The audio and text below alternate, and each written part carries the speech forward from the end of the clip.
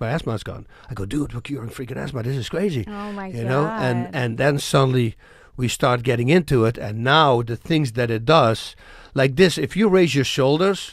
Yeah, so show me how to do this. Well, this is going to force you to breathe the correct way. Okay. Using really your core. Okay. So what you're doing is, Let me I'll uncross put my this a legs. little bit backwards, like this.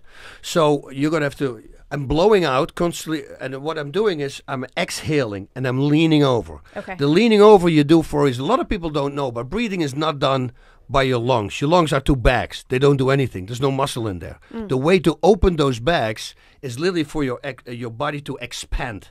And there's a vacuum between your body and the lungs. And if you expand your chest, then you can breathe in. You can very simply test this by breathe everything out that you have right now. Close your nose also. And now try to expand your belly or your chest. Make it big. You can't, right? No. You're locked up. Because everybody thinks that you're expanding your chest because you're filling it up with air. It's actually the other way around. You're expanding your chest to make them fill up your lungs. It's like when you have a balloon, like a big rubbery balloon, and it's very loose. Yeah. You know, imagine those are my lungs, just for the sake of this argument. And I will put glue on my hands. And I will grab that balloon. Now I can pull it open, right?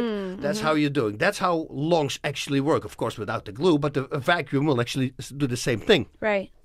So then I realized, okay, you don't make your lungs stronger, you make the muscles responsible for breathing in stronger, your inspiratory muscles. Those are the muscles, core, diaphragm, and intercostal muscles, which are the muscles in between your rib cage.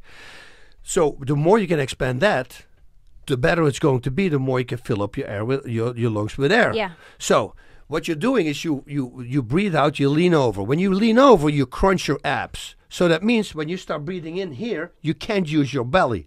Well, what happens, you're going to be forced to use your back muscles to breathe in. Okay. So then, while you're breathing in, you're going to start sitting up very slowly, and then you try to time it in such a way that when you sit up straight, that's the end of your inhale.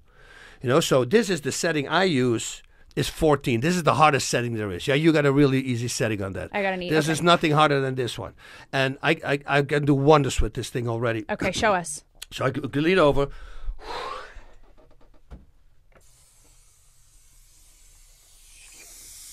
Okay, so he basically, for those of you listening, he's just sitting in a chair with his legs spread open, and he basically just leaned his entire upper body down. And then once you were in like the fully down position, you started to suck into the device and then rise up, right? That's it. So I'm going to try it now. Okay, I'll give you this way, because otherwise you have no resistance. It's going to go, you're just going to take a breath in. Okay. So this one is actually, this is pretty gnarly. Oh, 14, that's really gnarly. There's some, well, you know what? I can put you, this is the one, this is the setting. It's a hard setting. You're going to feel a lot of pressure. Okay. But, and focus on pushing your ribs out and your core out. That's why you're going to breathe with. So exhale. Okay. And then put it in the mouth, and then you go inhale. Explode, use your,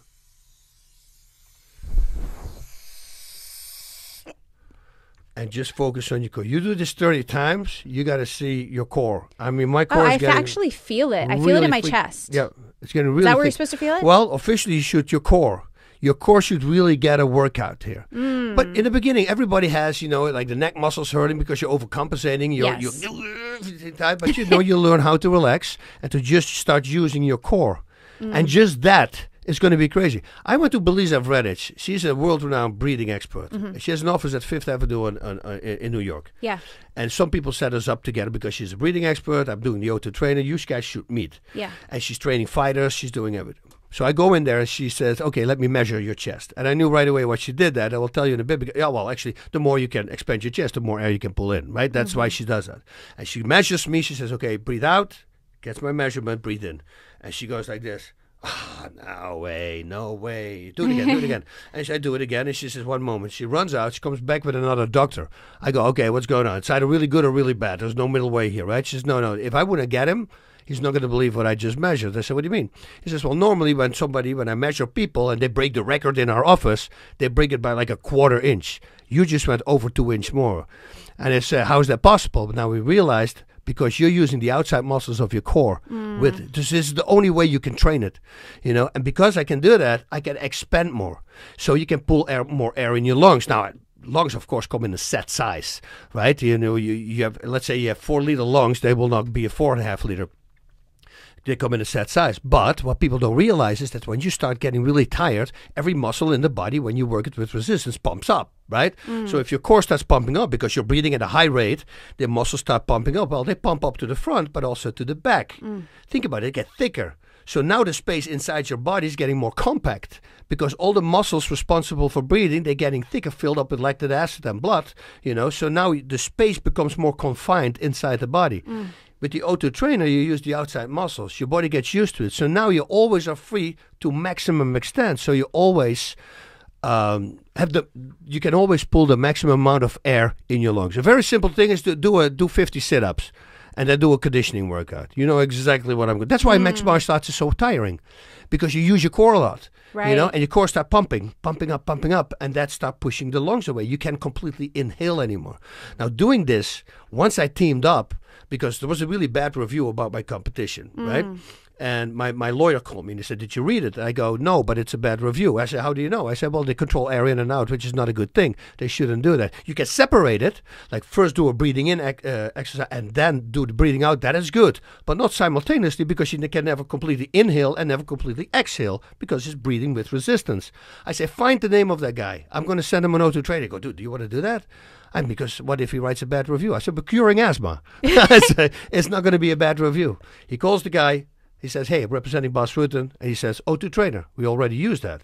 He trains 4 Olympic gold medalists and a silver medalist. Wow. Yeah, from the last Olympics. Now I suddenly have 18 published medical journals, which means it's clinically proven, not clinically tested, with what it does for you. So that suddenly gave me a big boost. And now people know that I was right with what I always claimed, because now I got it in a published medical journal.